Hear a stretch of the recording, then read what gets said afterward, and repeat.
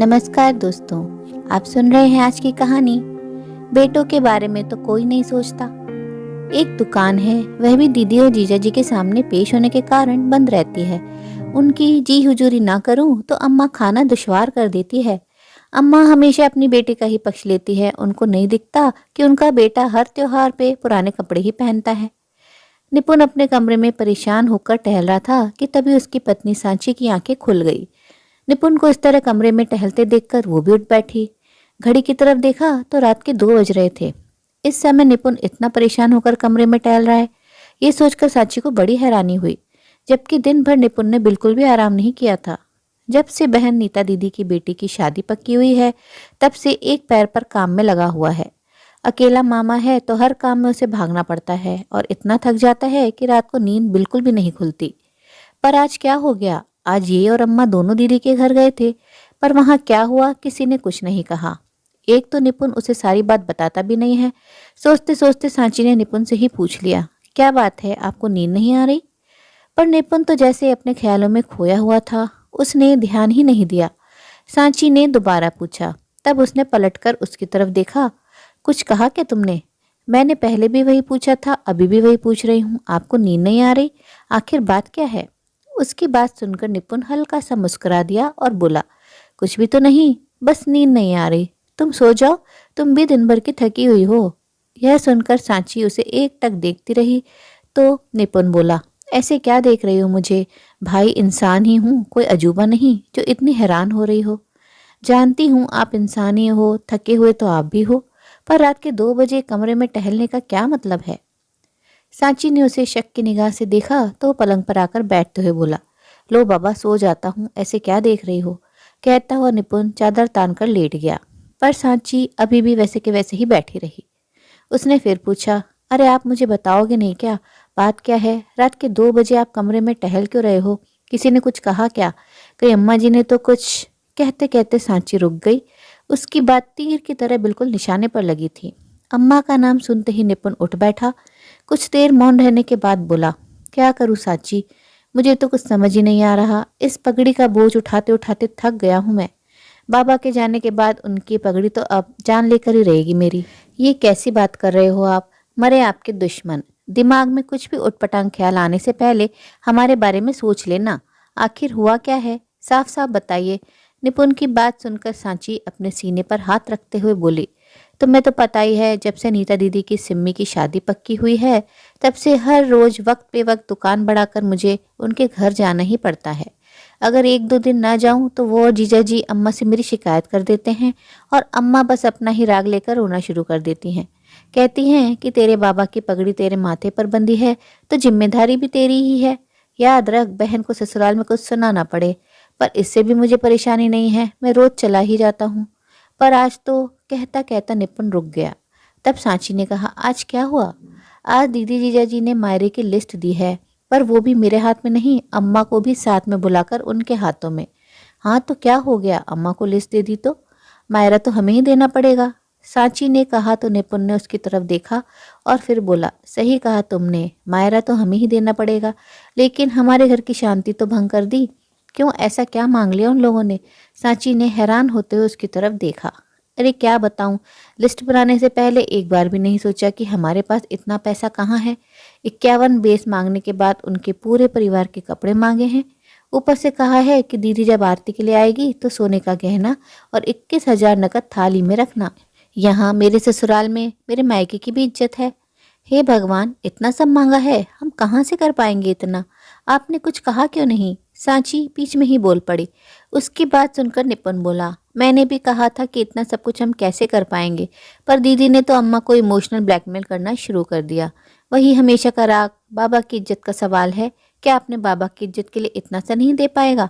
अगर इतना सा भी नहीं कर सकता था तो बाबा की पगड़ी पहनी ही क्यों थी? तब तो बड़ा ही चौकी पर बैठकर बाबा की पगड़ी पहनी थी। कहते कहते निपुण चुप हो गया। पर सांची से रहा नहीं गया। उसने पूछा, दीदी को तो छोड़ो, वो तो शुरू से ही लालची स्वभाव की रही हैं। आप तो ये बताओ कि अम्मा जी ने क्या कहा? अम्मा जी का नाम सुनते ही निपुण की आंखों में आंसू आ गए।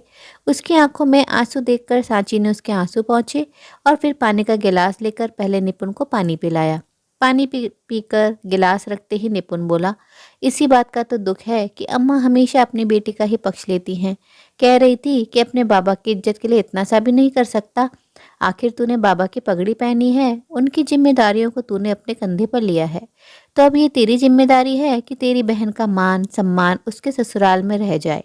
जब मैंने कहा कि अम्मा ये मेरे बस की बात नहीं है, तो मुझ पर चिल्लाने लगी कि पूरा का पूरा मकान अकेले ही हड़प जाना चाहता है, मेरी बेटी को कुछ भी नहीं देगा। कहते कहते निपुण फिर से रो दिया। अब तुम ही बताओ सांची, मैं क्या करूं? थक गया हूं मैं इन सब से। मेरा भी परिवार है, बच्चे हैं। कमाई का जरिया सिर्फ वो एक दुकान है जिससे घर खर्च, बच्चों की पढ़ाई चलती है। वो भी कई बार दीदी और जीजा जी के सामने पेश होने के कारण बंद रहती है। उनकी जी हुजूरी ना करूं तो अम्मा खाना दुश्वार कर देती है। अकेला भाई है, अपनी बहन पर ध्यान नहीं देता। बाबा की पगड़ी क्या लेने के लिए पहनी थी? दीदी जीजा जी को हर तीज त्योहार पर अम्मा एक से बढ़कर एक सामान देती हैं। पर क्या अम्मा को नहीं दिखता कि उनका बेटा हर त्योहार पे पुराने कपड़े ही पहनता है? मेरी चप्पल तक कई बार घिसी हुई होती है। आखिरी बार अपने परिवार के साथ मैं कहाँ घूमने गया था, मुझे तो ये भी याद नहीं है। मेरे लिए तो कोई नहीं सोचता। बेटा हूं तो क्या जिम्मेदारियों के बोझ तले दबकर जान दे दूं? कभी बेटों के बारे में तो कोई नहीं सोचता। थक गया हूं मैं सबसे। लेकिन इस बार से सांची ने निपुण को रोने से नहीं रोका। आखिर जब मन का मवान निकल गया तो निपुण शांतिपूर्वक सो गया। पर सांची की आंखों से नींद कोसों दूर थी। आखिर अपने पति को अपने सामने रोता देखकर भला किस पत्नी को अच्छा लगेगा? निपुण किस दौर से गुजर रहा था, ये देखकर सांची को भी आत्मग्लानि होने लगी। वो पत्नी होकर भी यह बात नहीं समझ पाई। अपनी तरफ से निपुण पूरी कोशिश कर रहा था, मेहनत भी खूब करता था, हालांकि इतना कमा लेता था कि परिवार की जरूरतों को पूरा कर पाए। पर ये आए दिन के ऊपर के खर्चे उसे तोड़ कर रख देते थे। आखिर मध्यम वर्ग की भी तो एक सीमा होती है। अम्मा तो बस जिद करके बैठ जाती थी कि मेरी बेटी के ससुराल यह जाएगा तो यह जाएगा ही। तब एक बार उसने नौकरी करने के लिए कहा था तो निपुण खुश हो गया था, पर अम्मा ने बहुत हंगामा किया था। आखिर 2 दिन तक घर में हंगामा होता देखकर निपुण ने साची को ही नौकरी करने से मना कर दिया। पर आज निपुण की हालत उससे देखी नहीं जा रही थी। आखिर निपुण के पीछे ही तो वो इस घर में है। अगर निपुण को ही कुछ हो गया तो? अगर वो उसका ही साथ नहीं दे पाई तो भला किसका साथ देगी? उसने ठान लिया कि अब वो अम्मा से बात करके ही रहेगी। दूसरे दिन सांची उठी और अपने घर के काम फटाफट निपटाने लगी। आज तो उसने नाश्ते के साथ ही दोपहर का खाना भी तैयार कर दिया। अभी सब नाश्ता कर ही रहे थे कि इतने में सांची तैयार होकर आ गई। उसे देखकर अम्मा जी बोली, बहू तुमने बताया नहीं कहीं जा रही हो? सांची ने अम्मा जी की तरफ देखकर कहा, हाँ अम्मा जी, मैं पास वाली ज्योति भाभी के घर जा रही हूँ। उन्होंने उस दिन भी कहा था कि उन्हें एक्सपोर्ट के सामान को पैक करने के लिए महिलाओं की ज़रूरत है। मैंने सुबह ही उनसे बात की तो उन्होंने मुझे आने के लिए हाँ कर दी। बस वहीं जा रही हूँ। दोपहर का खाना तैयार कर दिया है, आप अपने आप लेकर खा लेना। बच्चे जब स्कूल से आएंगे तो अपने आप लेकर खा लेंगे। मैं शाम को 5 बजे तक वापस आ जाऊंगी। उसकी बात सुनते ही निपुण का हाथ जहाँ था वहीं रुक गया। वहीं अम्मा गुस्से से उसकी तरफ देखने लगी। किससे पूछ के तूने निर्णय लिया?